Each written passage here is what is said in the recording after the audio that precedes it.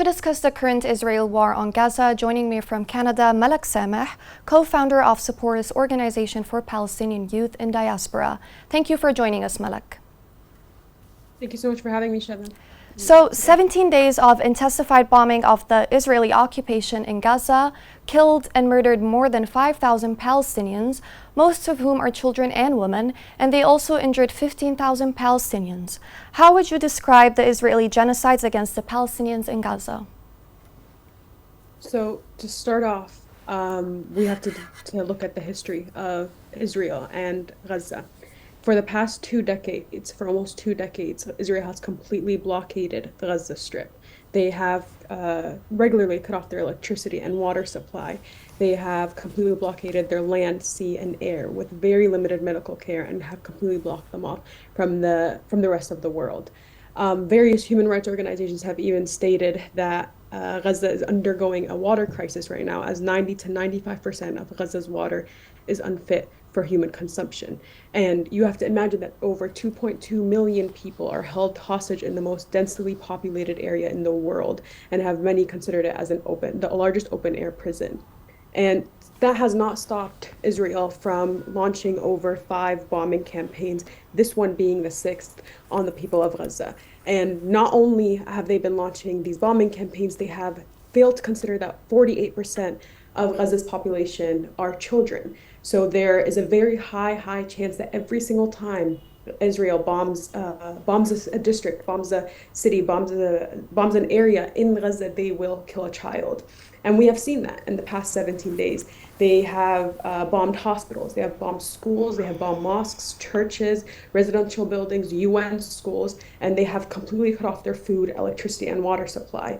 And that has even created a hostile environment within hospitals. A lot of hospitals our medics are not able to use anesthesia. They have right now anesthesia, so they have to operate blinded pretty much. And like you said, only 20 trucks came in the past 17 days, which obviously cannot endure for 2.2 million people.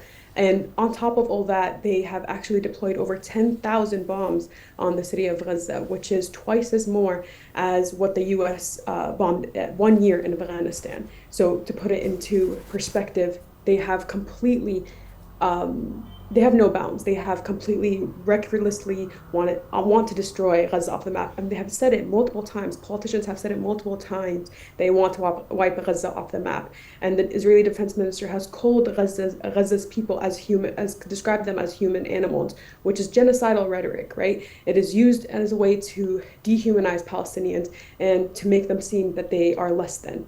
And they test their weapons on them. So that is just completely what we've been seeing for the past 17 days. Malek, we have seen most of the Western countries, especially the United States of America and the UK, supporting the Israeli occupation against Palestine. What is your assessment to the Western countries' position, which justifies crimes of ethnic cleansing against the Palestinians? Yeah, so as you have said, the US and all Western countries pretty much have unequivocally given their support to Israel's genocide against Palestinians. And not just have given their support, they have been funding them for the past 75 years to unleash an ethnic cleansing and genocide on the Palestinian people, including even Canada, as where I'm situated. Canada has military contracts with them, and they buy military weaponry from the people from Israel, and weaponry that has been tested on Palestinians. And on top of that, the U.S. has sent over $4 billion a year. They send almost $4 billion a year to Israeli military to fund their military and subsidize their military. And that is not including their recent contract that they made to send $105 billion to Israel and the Ukraine to fund their military. And while their citizens don't have basic necessities like healthcare. And we've known this about the U.S. The U.S. is an imperialist power, and its foreign policy is to use Israel as a military outpost in the Middle East. They have said it multiple times. Joe Biden himself has said that they have sent billions of dollars as an investment to Israel to kill Palestinians. They said that he stated that if there was no Israel in the Middle East, we would invent one. So Mm. this is their way of keeping eyes on the Middle East. This is their way of controlling the entirety of the Middle East. And just 2 days ago, like you say, the US, UK, and France have completely blocked a humanitarian ceasefire from happening in Gaza, which shows that they want the genocide to continue, they want the ethnic cleansing of Palestinians to continue, and they want to completely wipe Gaza off the map. But however, despite the positions of these governments, the people have taken the streets. The people are not standing in solidarity with their government. They are standing in solidarity with the Palestinian people, and they are standing in solidarity with the Palestinian cause for liberation. In London, just a few days ago, we saw one of the biggest protests come out. Over 300,000 people took the streets and standing in solidarity with Palestine. In Washington, we saw over 100,000 people go out. In Toronto, we see thousands and thousands of people go out every single day, which shows that people refuse to be complicit in the war crimes of their government and instead will continuously be in support of the Palestinian people and the cause for liberation. Malek, do you think this war could lead to a wider regional conflict? So with this is that we have to understand that Israel does not only target Palestine and does not only target Palestinians. They have bombed Syria, they have bombed Lebanon, they have bombed the Rafah. They bombed Egypt as well. Exactly. And they're expansionists. They are a threat to the entire Arab world. So if anything escalates in Palestine, it will impact the world. And they have no bounds. And we are seeing already recent escalations between Israel and Hezbollah. So we both know that the US is sending arms and even Navy boats to the region to prevent and deter a regional conflict, to stop the Arab world from acting in support for Palestine. But they don't seem to realize that there are hundreds of thousands of Arabs and Palestinians in the diaspora that are continuously going to stand for the cause for Palestinian liberation. And we know that despite US foreign policy and them arming Israel, the Arab people will continuously side with Palestine and the side with justice as well. Malek, how do Palestinians in diaspora react to the current events in Palestine? So usually what we have been focusing on is more media engagement. We have been talking to the media. We have been trying to get what is happening in Palestine out there. We are trying to debunk IDF propaganda because as we have seen, Western media and politicians have been putting out lies about what is happening in Palestine and what is happening in Gaza as well. Like, for example, with the 40 beheaded babies, Joe Biden went out and claimed that he saw 40 beheaded babies.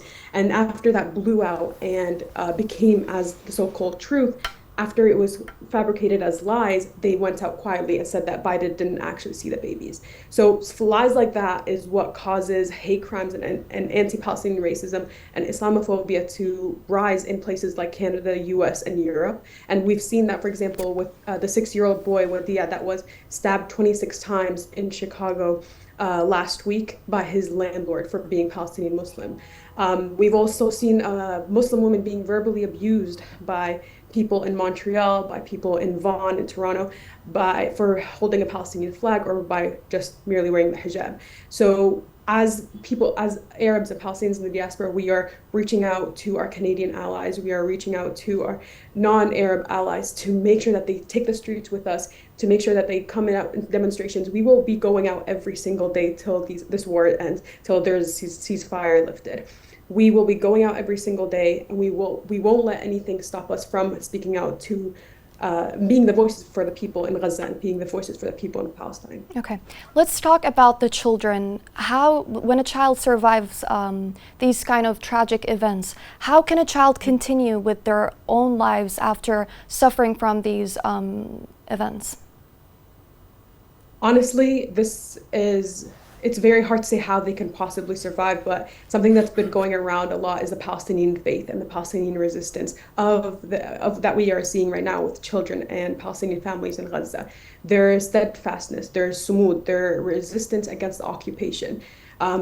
Children have been going out, and 9-year-olds have been saying that all of this is for Palestine, all of this is for Quds. So you can see that Palestinian faith isn't easy to debunk. It isn't easy to shake at all. For 75 years, we have been under oppression. We have been under genocide, but we have not let Israel win. We have not let the US win, and we will continue to go out for the children of Gaza as well.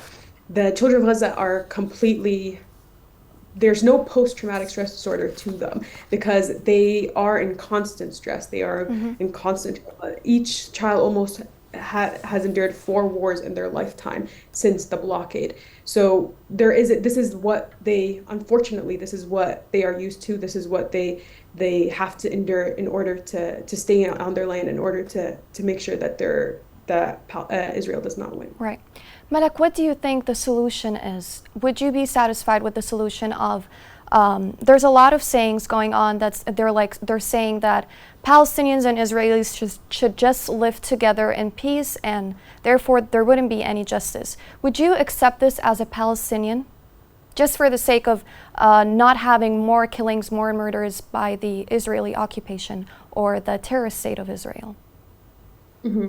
So with that solution, you are pretty much describing how Palestinians have been living in areas like the West Bank and East Jerusalem.